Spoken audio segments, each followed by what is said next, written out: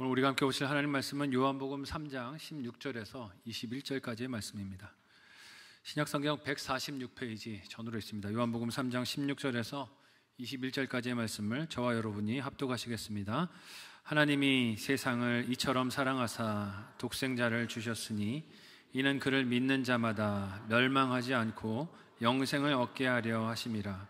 하나님이 그 아들을 세상에 보내신 것은 세상을 심판하려 하심이 아니요 그로 말미암아 세상이 구원을 받게 하려 하심이라. 그를 믿는 자는 심판을 받지 아니하는 것이요 믿지 아니하는 자는 하나님의 독생자의 이름을 믿지 아니하므로 벌써 심판을 받은 것이니라. 그 정죄는 이것이니 곧 빛이 세상에 왔으되 사람들이 자기 행위가 악함으로 빛보다 어둠을 더 사랑한 것이니라. 악을 행하는 자마다 빛을 미워하여 빛으로 오지 아니하나니 이는 그 행위가 드러날까 함이요 진리를 따르는 자는 빛으로 오나니 이는 그 행위가 하나님 안에서 행한 것임을 나타내려 함이라 하시니라. 아멘. 함께 읽은 오늘 본문의 말씀을 가지고 아들을 보내신 사랑이란 제목으로 말씀 나누도록 하겠습니다.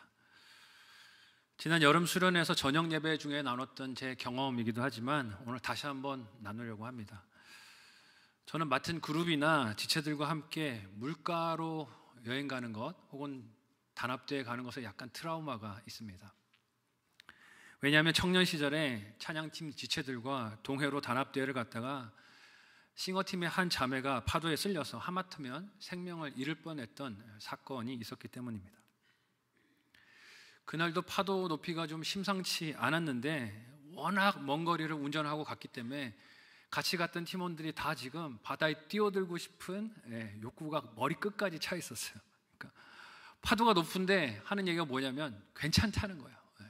깊이 안 들어갈 거니까 배꼽까지만 들어갈 거라고. 그러니까 염려하지 말고 우리 들어가서 조금만 놀자고. 이게 문제예요, 이게. 그죠? 괜찮을 거라고. 조금만 놀자고. 걱정이 됐지만 팀원들 말대로 좀 조심하면 괜찮지 않을까 하는 생각이 들어서 그러면 약속합시다. 배꼽까지만이에요. 거기만 들어갑시다 하고 들어갔어요. 여러분, 문제는 꼭 언제 생깁니까? 괜찮을 것이라고 생각할 때 문제가 생깁니다. 그리 깊지 않은 곳에 대부분 사람들이 있었기 때문에 안심했어요. 이 정도에서 노는데 무슨 일이 생기겠어 했습니다. 근데 한 자매가 해변으로 나가던 중에 파도가 좀 높았기 때문에 확 휩쓸렸는데 갑자기 눈앞에서 사라진 거예요. 해변 쪽으로 가고 있었는데 사라졌으니 그 주변에 좀 있지 않을까 하고 쳐다봤는데 주변을 찾아봐도 보이지가 않습니다. 어디 갔어? 하고 눈을 돌려서 뒤를 봤더니 이게 해변에서 파도에 휩쓸렸는데 넘어져서 더 깊은 곳으로 쓸려 들어간 거예요. 이한류라고 들어보셨어요? 그러니까 분명히 나가던 중이었는데 파도에 휩쓸리더니 이 자매가 없어져서 깊은 곳으로 들어가게 되었습니다. 어느새 휩쓸린 파도를 따라 깊은 곳에 가 있는데 인솔자가 당시에 누구였습니까? 저였어요. 제가 인솔자입니다. 두려움이 밀려왔습니다. 야, 이거 어떡하지? 큰일 났네. 고민을 하다가 무슨 수를 써서라도 데리고 나와야겠다. 책임자가 나니까 이거 어떻게 하면 잘못하면 큰일 난다. 그래서 들어가서 더 깊은 데로 가서 이제 손을 뻗었습니다. 저도 파도가 치니까 이거 쉽지 않았죠. 그래서 막 다가가서 손을 내밀었는데 제가 키도 있고 덩치도 있고 몸무게도 좀 무거우니까 손만 닿으면 이 자매를 꺼낼 수 있을 거라고 생각했어요. 손이 딱 닿았습니다. 됐다, 꺼내자. 무슨 일이 생겼을까요? 제가 꺼낼 줄 알았는데 제가 끌려 들어가는 거예요.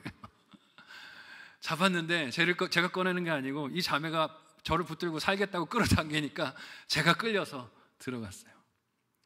그 자매로 인해서 저도 몇 차례 바닷물을 마셨습니다. 짠물이 입으로 코로 한 두세 번 들어오니까 정신이 아득해지더라고요. 와, 여기가 앞인지 뒤인지 위인지 아래인지 분간이 안 됩니다. 정신이 아득하니까 제 입에서 무슨 말이 나왔을까요?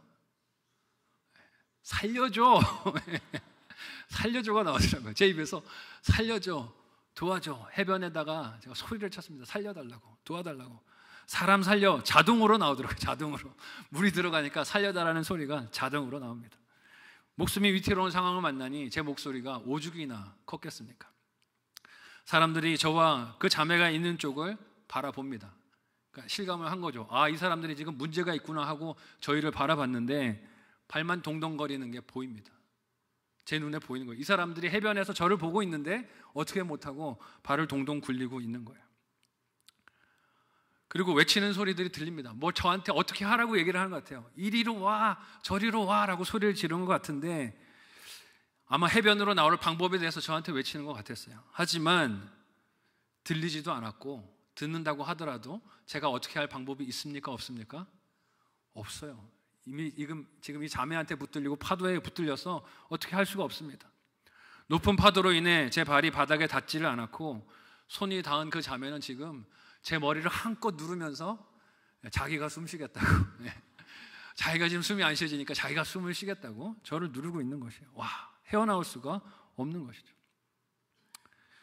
그런데 이 모습이 죄와 사망에 붙들린 인생의 모습이 아니겠습니까? 지난 주일까지 우리는 십계명의 말씀을 살피며 이를 이스라엘 백성에게 주신 뜻은 하나님의 사랑인 것을 살피고 기억했습니다. 택한 하나님의 백성을 사랑하셔서 십계명을 통해 어떻게 하나님과 이웃을 사랑할 수 있는지를 가르쳐 주신 것들이 십계명이었습니다. 그러나 이처럼 하나님의 큰 사랑을 받았어도 인간이 가진 한계는 무엇입니까? 죄에 사로잡혀 있어서 헤쳐나올 능력이 있어요, 없어요? 없다는 것입니다. 하나님께서 하나님과 이웃을 사랑하는 방법을 일러주셨어도 이를 행할 능력이 없다는 것이에요. 사도 바울도 이런 죄인의 한계를 절감하며 로마서 말씀에서 이렇게 탄식하고 외쳤습니다. 로마서 7장 19절의 말씀을 우리 같이 한 목소리로 읽어보도록 하겠습니다. 함께 읽습니다. 시작. 내가 원하는 바 선은 행하지 아니하고 도리어 원하지 아니한 바 악을 행하는도다. 아멘. 하나님이 사랑하셔서 율법을 주셨고 그 말씀에 따르며 순종하기를 원하시지만, 그래서 나도 그걸 원하지만 원하는 것을 행하지 못하는 죄에 사로잡힌 자신의 무능함과 연약함과 처절함을 깨닫는 것입니다. 이는 단지 겉으로 드러나는 행위의 문제만은 아닐 거예요. 마음에서부터 일어난 탐심과 정욕에 대한 부분도 있을 것입니다. 누가 욕심을 갖고 싶어서 갖습니까? 그냥 가만히 있으면 자동으로 그 욕심이 올라옵니다. 탐심이 올라와요. 그것을 내가 제어하지 못합니다. 마치 계속해서 밀려드는 파도를 맞으며 허우적거리는 모습과 같은 것입니다. 아무리 나오라고 소리를 쳐도 몸을 움직여서 얕은 곳을 짚으라고 다리를 디디라고 말을 해도 이런 저런 조언을 따르려고 해도 그 어떤 것도 할 수가 없는 것이에요. 이런 인생의 연약함과 무능력함, 주신 계명들을 순종에 따를 수 없는 곤고함을 아시는 하나님께서 누구를 우리에게 보내셨습니까? 그의 아들 예수 그리스도를 우리에게 보내신 줄 믿으시기 바랍니다. 사랑하셔서 그 아들을 우리에게 보내주셨어요. 하나님의 그 사랑은 어떤 사랑입니까? 두 가지로 오늘 살펴보겠습니다. 첫 번째로 하나님께서 아들을 주신 그 사랑은 멸망이 아니라 영생이 목적입니다. 오늘 말씀의 배경은 밤에 예수님을 찾아온 니고데모라는 바리새인의 이야기와 이어져 있습니다. 이 니고데모라는 사람은 예수님께서 행하신 그 일들을 보고 표적으로 보고 그 예수님은 하나님께로부터 오신 선생으로 알았습니다. 그러면서 그 니고데모는 자신이 예수님을 제대로 알아보고 판단한 것이라고 여겼어요. 하지만 예수님께서 그 니고데모에게 하신 대답은 이것이었습니다. 거듭나지 않으면 하나님의 나라를 볼 수 없다. 요한복음 3장 3절의 말씀을 같이 한 목소리로 읽어보도록 하겠습니다. 함께 읽습니다. 시작. 예수께서 대답하여 이르시되 진실로 진실로 내게 이르노니 사람이 거듭나지 아니하면 하나님의 나라를 볼 수 없느니라. 아멘. 여러분, 이 대답의 뜻이 무엇일까요? 니고데모는 지금 예수님께 뭐라고 말했습니까? 저는 압니다. 당신이 누구신지 압니다. 하나님께서 보내신 선생인 것을 압니다 라고 얘기했어요. 근데 예수님이 반문하시는 것이죠. 정말 그럴까? 네가 보고 안다고 생각하는 것이 과연 그런지 생각해 보라는 것입니다. 거듭나지 않으면 하나님의 나라를 볼 수 없다. 네가 본다고 한다는 내가 과연 그 목적대로 온 것인지 고민해 봐야 될 거다 말씀하시는 거죠. 예수님을 보내신 하나님의 진정한 목적과 뜻은 예수님을 선생으로 아는 것이 다가 아니기 때문입니다. 니고데모는 자기 확신의 파도에 사로잡혀 있었어요. 그래서 예수님이 행하신 이적들을 보고 선생이다라고 생각했지만 그것은 예수님을 진정 다 아는 것이 아니었습니다. 그래서 니고데모는 요한복음 3장 9절 이하에서 더 이상 등장하지 않아요. 하지만 예수님은 과거 이스라엘 백성이 광야에서 하나님을 원망했던 죄로 불뱀에 물려 죽었을 당시 모세로 놋뱀을 만들어 장대에 매달아 이를 바라본 자들이 생명을 살게 된 것을 이야기하시며 그것이 예수님을 예표하는 사건임을 말씀하십니다. 왜냐하면 이 사건이 예수님이 육신을 입고 이 땅에 오도록 하신 하나님의 뜻을 나타내는 의미, 뜻을 담고 있기 때문이에요. 그리고 그 일의 의미가 어떤 것이라고 말씀하십니까? 죄에 빠져서 스스로 거기서 나올 수 없는 인생, 멸망이 종착점인 인생, 아무리 하나님께서 율법을 사랑으로 주셨어도 이를 행할 수 없는 인생을 찾아오시고 건지시는 사랑이 그 아들 예수 그리스도인 것을 말씀하십니다. 함께 오늘 본문 16절을 한 목소리로 읽어보도록 하겠습니다. 같이 읽습니다. 시작. 하나님이 세상을 이처럼 사랑하사 독생자를 주셨으니 이는 그를 믿는 자마다 멸망하지 않고 영생을 얻게 하려 하심이라. 아멘. 하나님이 저와 여러분을 사랑하시는 줄 믿으시기 바랍니다. 이걸 우리가 어떻게 합니까? 율법을 주셔도 이를 순종하지 못하는 우리, 하나님께서 기다리고 인내하셔도 돌이키고 하나님께 나아가지 못하는 우리를 포기하지 않는 하나님께서 유일하신 아들을 보내주신 것으로 그 사랑을 아는 줄 믿으시기 바랍니다. 그 사랑을 우리가 하나님께서 보내신 아들을 통해서 알고 믿는 것이에요. 여러분, 세상에 누가 남을 사랑한다고 자기 자녀를 내어줄 수 있겠습니까? 부모가 자녀를 그 무엇과 바꿀 수 있겠습니까? 억만금을 줘도 자기 자녀는 내주지 못합니다. 그런데 하나님께서 죄와 사망에 붙들려 벗어날 수 없는 저와 여러분을 건지시기 위해 유일한 하나님의 아들을 보내주셨어요. 그 목적을 예수님은 무엇이라고 하십니까? 마치 광야에서 불뱀에 물려 죽어가던 이스라엘 백성들을 구해서 살리신 것처럼 하나님이 보내신 아들을 믿고 바라보는 자마다 멸망하지 않고 영생을 얻게 하는 것에 그 목적이 있다고 말씀하십니다. 목적이 죽이는 것이 아니라 무엇입니까? 살리는 것이에요. 목적이 죽이는 게 아니라 살리는 것입니다. 그런데 세상은 이런 복음을 오해하며 비난합니다. 하나님이 세상을 사랑한다면 어떻게 지옥이라는 곳이 존재할 수 있느냐? 그렇게 이야기하면서 마치 하나님이 죄로 인해 멸망하는 인간에게 원인 제공을 한 것처럼 원망하고 불평해요. 또한 그 하나님의 사랑을 믿지 않는 사람들은 유일한 아들을 주신 하나님의 선택을 사랑이 아니라 독선과 배타로 봅니다.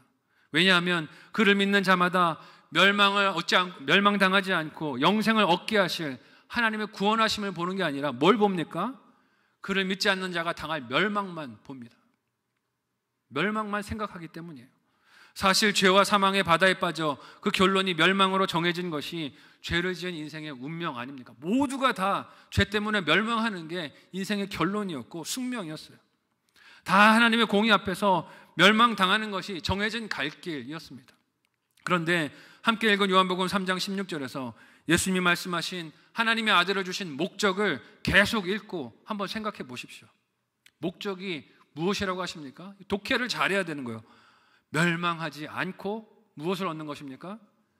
영생을 얻는 것. 목적이 멸망을 시키는 게 아니라 어디에 있어요? 영생을 얻는 것에 있다는 거예요. 영생을 얻는 것. 멸망은 사람이 자기 죄로 초래한 것이고 하나님이 그 멸망에서 건지시는 것, 멸망하지 않게 하시려고 아들을 하나님이 주셨다는 것이에요. 그 아들을 통해서 영생을 얻는 것이 목적인 것을 세상은 알아듣지를 못합니다. 곡해하는 것이에요.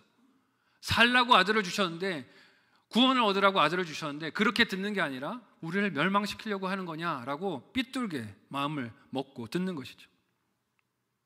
아들을 주신 이 뜻과 목적을 자기 생각과 판단에 빠져서 듣지 못하는 사람은 이 부분이 들리지가 않습니다. 구원하시려고, 영생을 주시려고 이게 들리는 게 아니라 멸망만 귀에 꽂히는 거죠. 멸망, 지옥, 심판, 이것만 들립니다. 그래서 기독교의 구원이 배타적이라고, 다른 종교들을 존중하지 않는다고 비판합니다. 예수님을 믿지 않으면 영원한 형벌을 받고 죽지도 못하는 지옥불에 던져진다는 경고와 심판이 사랑의 하나님과 모순된다고 비난하는 것이에요. 그러나 16절에서 예수님은 하나님께서 자기 독생자를 세상에 주신 목적이 살리는 것, 영생에 있다고 하십니다. 마치 이스라엘 백성이 광야에서 불뱀에 물려 죽어가고 있었을 때 놋뱀을 만들어 장대에 매달고 그 뱀을 보는 자마다 죽지 않고 살아남게 하신 것과 같은 뜻이에요. 그래서 예수님이 17절에서 반복해서 하시는 말씀이 무엇입니까? 함께 17절 말씀을 한 목소리로 읽어보도록 하겠습니다. 같이 읽습니다. 시작. 하나님이 그 아들을 세상에 보내신 것은 세상을 심판하려 하심이 아니요 그로 말미암아 세상이 구원을 받게 하려 하심이라. 아멘. 모두가 다 죄로 망하고 사망의 권세 앞에 굴복할 인생들인데 하나님께서 거기서 구원함을 받고 생명을 얻으라고 아들 예수를 보내신 줄 믿으시기 바랍니다. 죄의 파도에 빠져 아무리 허우적거려도 벗어날 수 없는 인생을 건져내시려는 사랑 때문에 그 아들을 파도 속으로 보내셨다는 것이에요. 이 하나님의 사랑을 신뢰하는 믿음이 하나님이 우리에게 주신 복음을 심판이 아닌 사랑으로 받고 오늘을 기쁨과 감사로 살아가게 하는 힘과 능력이 되는 것입니다. 하나님의 아들을 보내신 사랑은 멸망이 아닌 영생이 목적입니다. 그리고 우리 인생이 하나님께서 주신 그 목적대로 이 땅에서 존재하며 살아갈 때, 걸어갈 때 무슨 일을 만나도 어떤 자리에 있어도 행복을 누릴 수 있는 줄로 믿습니다. 저와 여러분은 사랑받는 하나님의 자녀입니다. 여러분, 이것을 어떻게 알 수 있습니까? 좋은 환경과 삶의 조건이 있기 때문이 아닙니다. 문제가 다 풀리고 해결되기 때문이 아니에요. 하나님께서 나를 살리시려고 보내신 아들 예수를 나의 주와 그리스도로 영접해 믿는 신앙이 이를 확인해 주는 증거인 줄 믿습니다. 이 믿음을 가지고 하나님이 아들을 주신 목적대로 영생을 지금 이 순간에도 누리고 기뻐하고 나눌 수 있는 저와 여러분의 신앙 여정이 되시기를 예수님의 이름으로 간절히 소원하고 축복합니다. 한번 생각하고 적용해 보시기를 바랍니다. 첫 번째 묵상 적용 질문을 드립니다. 첫 번째는요, 예수를 하나님의 아들로 나의 주로 믿습니까? 예수를 하나님의 아들로 나의 주로 믿습니까? 멸망할까 염려하는 일은 무엇입니까? 멸망할까 봐 두려워하고 전전긍긍하는 일은 무엇인지 생각해 보시면 좋겠습니다. 두 번째로 하나님의 아들을 주신 그 사랑의 목적은 두려움이 아닌 평안이 목적이라고 하십니다. 하나님께서 그 아들을 세상에 보내신 사랑은 우리로 진정한 평안을 얻게 하시려는 사랑임을 우리가 기억해야 합니다. 예수님은 하나님이 보내신 자신을 믿지 않는 불신앙이, 거절함이 이미 어떤 상태에 있는 것이라고 오늘 본문에서 말씀하십니까? 함께 오늘 본문 18절을 한 목소리로 읽어보도록 하겠습니다. 같이 읽습니다. 시작. 그를 믿는 자는 심판을 받지 아니하는 것이요 믿지 아니하는 자는 하나님의 독생자의 이름을 믿지 아니함으로 벌써 심판을 받은 것이니라. 아멘. 읽은 본문 안에서 예수님은 하나님이 보내신 아들을 믿는 자는 나중에 있을 심판을 면제받는다 얘기 안 하세요. 뭐라고 하십니까? 지금 이미 심판을 받지 않는다라고 이야기를 하십니다. 그리고 반대로 믿지 않는 자도 어떻습니까? 역시 미래에 있을 심판을 말씀하시는 게 아니라 이미 그는 심판을 이 땅에서 받은 것이다 라고 말씀을 하세요. 이유가 무엇일까요? 인생이 듣고 믿어야 할 유일한 복음, 즉 좋은 소식인 예수 그리스도를 영접하지 않으면 평안이란 것이 그 삶에 존재할 수가 없기 때문입니다. 이미 심판을 받은 거라는 거예요. 예수님이 마음에 없으니 평안이 없고 이 땅을 살아가면서 늘 불안과 염려와 걱정과 초조함이 그 마음을 짓누릅니다. 평안이란 것이 존재할 수가 없어요. 포도나무 대신 예수 그리스도에게 접붙임을 받은 가지로 사는 것이 인생에서 있어야 할 좋은 열매를 맺는 유일한 길이며 목적이며 평안이 있는 유일한 길이라는 것입니다. 요한복음 15장 5절의 말씀을 우리 같이 한 목소리로 읽어보도록 하겠습니다. 같이 읽습니다. 시작. 나는 포도나무요 너희는 가지라. 그가 내 안에 내가 그 안에 거하면 사람이 열매를 많이 맺나니 나를 떠나서는 너희가 아무것도 할 수 없음이라. 아멘. 예수님께 붙어 있어야 좋은 열매를 맺고 기쁨이 넘치고 나에게 주신 삶에서 감사가 있다는 것입니다. 그가 하나님께서 보내신 아들이 되심을 믿는 것, 그 아들이 나의 모든 죄를 정결하게 씻으시고 하나님의 심판대 앞에서 나의 변호자가 되시고 구원하여 주시는 은혜를 의지하는 것이 예수님께 붙어있는 것 아니겠습니까? 그 아들을 믿고 가까이 나아가는 것이 복인데, 하지만 사람들은 그 아들 예수 그리스도께 가까이 가는 것을 거북해하고 두려워합니다. 이유가 무엇입니까? 함께 오늘 본문 19절에서 21절을 한 목소리로 읽어보도록 하겠습니다. 함께 읽습니다. 시작. 그 정죄는 이것이니 곧 빛이 세상에 왔으되 사람들이 자기 행위가 악함으로 빛보다 어둠을 더 사랑한 것이니라. 악을 행하는 자마다 빛을 미워하여 빛으로 오지 아니하나니 이는 그 행위가 드러날까 함이요 진리를 따르는 자는 빛으로 오나니 이는 그 행위가 하나님 안에서 행한 것임을 나타내려 함이라 하시니라. 아멘. 예수님은 하나님께서 아들을 세상에 보내주셨는데 그 사랑을 받아들이지 않는 이유가 인간의 죄에 있음을 말씀하십니다. 그 사랑을 믿고 받아들이면 구원을 주시는 평안을 누리게 되는데, 그 과정에 자신의 행위가 악함이 드러나는 아픔이 있기 때문이에요. 빛 대신 예수님께 가까이 다가가면 나의 죄인됨이, 연약함이, 나의 마음에 악한 것들이 드러나기 때문에 세상 사람들은 이 아들을 받아들이기를 싫어한다는 것입니다. 여러분 생각해 보세요. 그 누가 자신의 연약함을 직면하고 싶겠습니까? 가능하면 회피하고 도망가고 덮어두고 싶습니다. 내가 한 말과 행동의 의도들이 드러난다면 부끄럽지 않을 사람이 누가 있겠습니까? 그래서 사람이 적당한 체면과 외식함을 선호하는 것 아니겠습니까? 말씀을 묵상해도 나의 어두운 내면을 신랄하게 비추는 구절은 적당하게 얼버무리고 지나가고 싶은 회피 본능이 작동하곤 합니다. 말씀을 묵상하는데 나를 찌르고 네가 지금 이 죄를 범하고 있어 하는 것을 찔러주시는 하나님의 말씀이 찾아오면 직면하고 싶은 게 아니라 좀 덮어놓고 도망가고 싶어요. 빛 대신 예수 그리스도께 믿음으로 나오지 않는 불신과 교만은 거짓 평안을 얻으려고 하는 욕심 때문입니다. 나의 추함과 더러움이 잠시 잠깐 보이지 않는 것, 사람들의 눈 앞에서만이라도 감추고 가려서 인정과 칭찬을 받는 것이 더 평안이라고 착각하고 믿기 때문입니다. 그러나 거기에 무슨 평안이 있겠습니까? 사람은 속여도 누구는 못 속입니까? 나 자신과 하나님은 속일 수 없습니다. 그래서 하나님을 믿는 신앙이 아니라 겉으로 드러나는 행위로 자기를 내세우고 인정을 받으려 하게 됩니다. 그렇게 살면 피곤하고 늘 두렵습니다.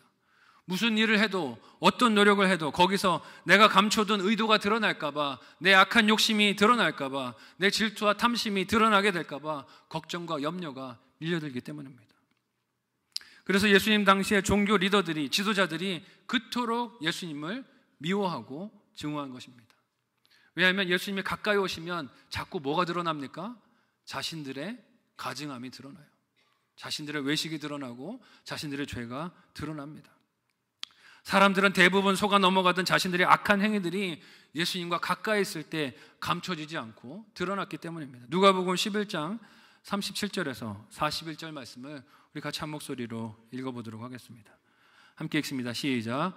예수께서 말씀하실 때 한 바리새인이 자기와 함께 점심 잡수시기를 청함으로 들어가 앉으셨더니 잡수시기 전에 손 씻지 아니함을 그 바리새인이 보고 이상히 여기는지라 주께서 이르시되 너희 바리새인은 지금 잔과 대접의 겉은 깨끗이 하나 너희 속에는 탐욕과 악독이 가득하도다. 어리석은 자들아, 겉을 만드시니가 속도 만들지 아니하셨느냐? 그러나 그 안에 있는 것으로 구제하라. 그리하면 모든 것이 너희에게 깨끗하리라. 아멘. 바리새인이 예수님을 점심 식사에 초대했어요. 이거 칭찬받을 일 아닙니까? 그런 걸 기대했을 거예요. 그런데 예수님께서 그 식사 자리에 가셔서 손을 씻지 않고 음식을 드시니 바리새인들이 어떻게 생각합니까? 손 안 씻고 먹네? 왜 그렇게 생각합니까? 자기는 손 씻고 먹거든요. 자기는 정결하다고 생각을 하거든요. 그런데 예수님은 그렇지 못하니 부정하다고 생각을 한 것입니다. 판단하고 있는데 예수님이 어떻게 하십니까? 그 생각을 드러내 말씀을 하세요. 겉만 깨끗하다고 하나님 기뻐하시는 게 아니다. 속도 깨끗해야 한다. 근데 이 말씀을 하시고 책망을 하시니 그 책망을 들을 때 바리새인들의 속이 얼마나 부글부글 끓었겠습니까? 식사 초대했는데 칭찬해도 모자란데 지금 나를 찔러서 이렇게 속을 들끓게 하네. 마음이 불만이 있었을 거예요. 그러나 예수님의 이 말씀은 그들의 속을 뒤집는 것이 목적이 아니라 무엇이 목적입니까? 네 행악을 보고 네 마음의 죄를 보고 회개하고 돌이키라는 것 아니겠어요? 회개하고 돌이켜서 진정한 평안을 얻게 하시려는 것이 이 책망하신 예수님 말씀의 목적이에요. 그러나 어둠을 더 사랑하고 자기를 괜찮은 사람으로 포장하고 싶은 욕심을 더 사랑해서 지키려고 하니 어떻습니까? 빛을 미워하는 것이죠. 가까이 있는 예수님이 거북하고 싫습니다. 결국 물과 성령으로 거듭나게 하시는 하나님의 은혜를 입지 못하면 우리는 복음을 깨닫게 하시는 예수님을 아들을 보내신 하나님의 사랑으로 볼 수도 믿을 수도 없습니다. 그러면 나의 삶에서 만나는 여러 사건들과 고난들도 예수님의 빛으로 해석하지 못하고 평안과 감사가 아니라 불평과 원망으로 보고 오해하게 되는 것이에요. 자기 나름대로 해석을 한 것이 옳다 여기며 간증도 하고 나눔도 하지만 이것이 니고데모가 예수님을 그저 선생으로 안 것과 같은 착각이 될 때가 많다는 것입니다. 아들을 보내신 하나님의 사랑을 제대로 알고 믿지 못하면 우리가 이 땅에서 겪는 사건과 일들 속에 담겨있는 하나님의 사랑도 해석하지 못합니다. 그래서 그저 내가 감춘 악한 행실들이 드러날까 걱정하고 염려하면서 내 체면이 손상을 받을까 염려하면서 평안을 누리지 못하는 것이에요. 하나님의 사랑에 시선을 두지 못하고 심판만 생각하기 때문입니다. 여기서 나를 살리시려는 하나님의 사랑을 보는 게 아니라 오로지 당하는 심판만 생각하는 것이에요. 하나님이 저와 여러분을 사랑하셔서 독생자를 주셨습니다. 왜 그 아들을 보내셨습니까? 그를 믿고 멸망이 아닌 영생을 얻는 것이 하나님이 원하시는 일이기 때문입니다. 그 생명을 누리려면 이 아들을 주신 하나님의 사랑을 어떤 환경에서도 믿어야 합니다. 그래서 나의 수치와 상처, 회개해야 할 죄를 빛 대신 예수님께 내어놓으며 드리며 기쁨으로 나아가며 살아나야 합니다. 오늘 본문의 앞부분에서 니고데모는 예수님을 만나러 밤에 찾아왔습니다. 여러분, 이거 상징하는 바가 있습니다. 빛 대신 예수님을 니고데모가 언제 찾아왔어요? 밤에 찾아왔어요. 이유가 무엇일까요? 여전히 빛과 어두움 사이에서 갈등하고 있었던 니고데모의 마음을 보여주지 않습니까? 나는 예수님 당신을 압니다 라고 말을 했지만 여전히 그 안에는 감추고 싶었던 것이 있었던 것이에요. 동료 유대인들이 내가 예수님을 찾아가는 것을 알까봐 두려워하는 마음이 있었던 것입니다. 그는 예수님이 누구인지 안다고 말했지만 실상은 그렇지 못했습니다. 오늘 우리도 또 다른 니고데모는 아닐까요? 모태신앙이라고, 목사라고, 직분을 받았다고, 교회 생활이 수십 년 이르렀다고, 예수님을 잘 안다고 착각할 때가 많습니다. 하나님은 사랑하셔서 독생자를 주시고 우리가 심판이 아닌 영생을 얻기를 원하시는데 우리는 자기 신앙생활의 이력으로 혹은 성경에 대한 지식이 좀 있다고 사랑이 아닌 판단과 분석으로 사람도 그리고 하나님의 말씀도 대하면서 스스로 많은 것을 아는 것처럼 교만할 때가 많은 것입니다. 그러나 사랑으로 아들을 보내신 하나님은 우리가 잘못된 자기 확신이 아니라 예수 그리스도 안에만 있는 참 평안을 누리기를 원하십니다. 그 사랑을 의지하여 빛 앞에 나의 어두움과 추함이 드러날 것에 대한 두려움이 있어도 담대하게 말씀 앞으로 예수 그리스도 앞으로 날마다 나아가는 저와 여러분이 되시기를 예수님의 이름으로 간절히 소원하고 축복합니다. 예수님 앞에 내 모습이 드러나는 것이 오히려 축복이고 감사이고 구원의 길이라는 것을 잊지 않았으면 좋겠습니다. 한번 묵상하고 적용해 보시기를 바랍니다. 마지막 묵상 적용 질문을 드립니다. 첫 번째는요, 예수님이 아닌 다른 곳에서 평안을 얻으려 하지 않습니까? 예수님이 아닌 다른 곳에서 평안을 얻으려 하지 않습니까? 지금 내가 불안한 이유는 무엇입니까? 생각해 보십시오. 두 번째로, 예수님과 말씀 앞에 나를 비추고 드러내십니까? 예수님과 말씀 앞에 나를 비추고 드러내십니까? 망설이는 이유는 무엇입니까? 생각해 보시기 바랍니다. 설교서도에 나눴던 사건, 제가 파도에 휩쓸려서 죽을 뻔했던 이야기의 결말이 궁금하지 않으십니까? 수련회 때 이 부분을 얘기 안 했더니 한 집사님이 오셔갖고 제가 궁금한 대목은 거기입니다. 그래서 어떻게 되셨는데요? 이게 궁금하다고 그러시더라고요. 제가 살려달라고 소리를 치며 도움을 요청했지만 어느 누구 하나 선뜻 나서는 사람이 없었습니다. 누구를 탓할 수 있겠어요? 사실 이렇게 덩치 큰 사람이, 키가 큰 사람이 살려달라고 외치고 있으니 누가 용기를 내서 다가올 수가 있겠습니까? 걱정됐을 거예요. 제가 많이 당황하고 허둥거리던 그때 우리 찬양팀원 중에 몇 사람이 튜브를 가지고 특공대를 조직해서 왔습니다. 저한테 튜브를 타고 저와 그 자매가 빠져서 허우적거리던 곳으로 헤엄치며 다가왔어요. 파도가 높았기 때문에 사실 그 지체들도 많이 무섭고 떨렸을 겁니다. 그런데 자신을 돌아보지 않고 오직 돕고 살리겠다는 일념으로 튜브를 타고 저쪽으로 다가왔어요. 간신히 손을 뻗었는데 딱 튜브에 손이 닿았습니다. 일단 저를 짓누르던 자매를 튜브 위에 얹었습니다. 네, 얹었어요. 그리고 저도 거기에 손이 닿았을 때 비로소 호흡을 한번 할 수 있었어요. 계속 물 먹다가 튜브에 닿으니까 숨이 한번 딱 쉬어진 거예요. 그리고 숨이 한번 쉬어졌을 때 튜브에 몸을 의지하여 맡겼는데 파도 방향이 해변 쪽으로 정말 하나님의 은혜로 한번 쳐졌고 제 발이 바닥에 닿았습니다. 사력을 다해서 해변 쪽으로 밀었어요. 네. 튜브를 사력을 다해서 해변 쪽으로 밀었습니다. 그 상황에서 다른 지체들이 저를 붙들어 주지 않았다면 나올 수 없었을 겁니다. 이 자리에서 설교 못했을 거예요. 네. 하나님 나라에 저희 아버지랑 같이 가 있지 않았을까, 이런 생각이 듭니다. 네. 자기 목숨의 위험을 감수하고 찾아온 사랑으로 저도 살고 먼저 빠졌던 자매도 살 수 있었어요. 바다로 나온 이후에 어떻게 됐을 것 같습니까? 찬양 팀원들이 다 얼싸안고 울었습니다. 네. 큰일 날 뻔했다고. 네. 다시는 못 보는 줄 알았다고. 포기하지 않고 찾아와줘서 너무 고맙다고. 서로를 얼싸안고 울었어요. 울고 있는데 옆에 있는 구조대원이 이런 말 하는 거예요. 어제도 하나 죽었어요. 아이고 참. 네. 그걸 위로라고 하는 건지 모르겠지만 네. 정말 큰일 날 뻔했는데 그러나 또 지체의 사랑으로 헌신으로 이렇게 생명을 건진받았구나 하는 생각이 들었습니다. 진짜 단합대회를 했어요. 물놀이 하면서 단합대회를 하려고 했는데 그게 아니라 거기서 나와서 야 우리가 이렇게 사랑하는 사이였구나 하고 단합대회를 진정으로 할 수 있었습니다. 그리고 그 과정을 가만히 돌아보게 됐어요. 돌아보니 그것이 하나님께서 죄와 사망에 빠진 저를 건지신 사랑을 보이는 사건으로 다가왔습니다. 위험을 무릅쓰고 저에게 다가온 지체들은 생명을 잃지는 않았습니다. 하지만 예수님께서는 어떠십니까? 자기 생명을 내어주셨습니다. 자기 생명을 내어주심으로 저와 여러분을 살리신 줄 믿습니다.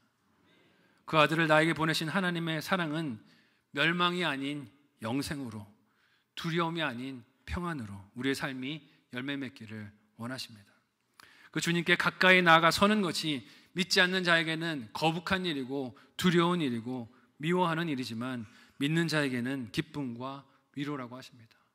말씀 앞에, 예수님의 빛 앞에 나의 연약함과 죄가 드러나는 것이 오히려 성도에게는 구원으로 향해 나아가는 축복이며 인도하심입니다. 하나님이 아들을 보내신 그 사랑을 오해 없이 받고 누리고 전하는 저와 여러분의 신앙 여정이 다 되시기를 예수님의 이름으로 간절히 소원하고 축복합니다. 아멘. 오늘 말씀을 기억하며 이 시간에 합심하여 함께 기도하겠습니다. 하나님, 어떤 문제와 고난 속에서도 아들을 나에게 보내주신 하나님의 사랑을 잊지 않도록 인도하여 주옵소서. 그 아들 대신 예수 그리스도께 잘 붙어 있으므로 생명을 누리고 나누는 삶을 살도록 도와달라고, 멸망이 아닌 영생을, 두려움이 아닌 평안의 복음을 담대히 전하는 하나님 백성의 삶을 살아가는 우리가 되게 인도해 달라고 간절한 마음으로 합심하여 함께 기도하겠습니다. 하나님 은혜를 감사합니다. 우리를 사랑하셔서 죄와 사망의 파도 가운데 홀로 내버려 두지 않으시고 아들을 보내셔서 우리를 건지시며 살게 하여 주시니 감사합니다.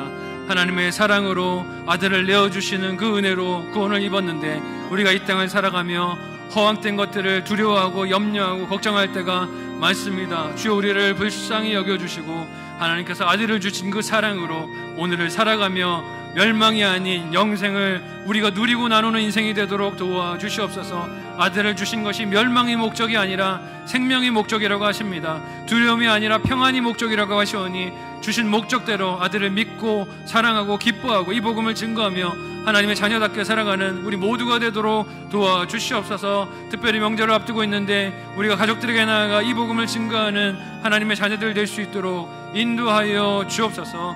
감사하며 예수님의 이름으로 기도하옵나이다. 아멘. 하나님, 은혜를 감사합니다. 죄와 사망의 파도 물결 속에서 죽을 수밖에 없고 벗어날 수 없었던 우리를 불쌍히 여기시고 아들을 보내셔서 그 생명으로 우리를 구원하여 주셨습니다.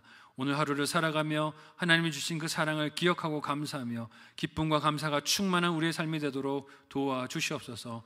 어떤 환경에서도 나를 구원하시는 하나님의 그 사랑을 예수 그리스도의 말씀으로 해석하게 하여 주시고 빛 가운데 나아가는 우리들 되도록 도와주시옵소서. 세상은 이 하나님의 사랑을 알지 못하고 하나님이 아들을 보내신 것이 생명을 위한 것이 아니라 심판인 줄로, 사망인 줄로 착각하지만 그들을 향하여 하나님의 사랑을, 생명을 구원하시려는 그 뜻을 바르게 증거할 수 있는 우리 모두가 되도록 도와주시옵소서. 이 시간에 하나님의 은혜를 감사하며 예물 드리오니 기쁨으로 연락하여 주시옵소서. 예수님의 이름으로 기도하옵나이다. 아멘.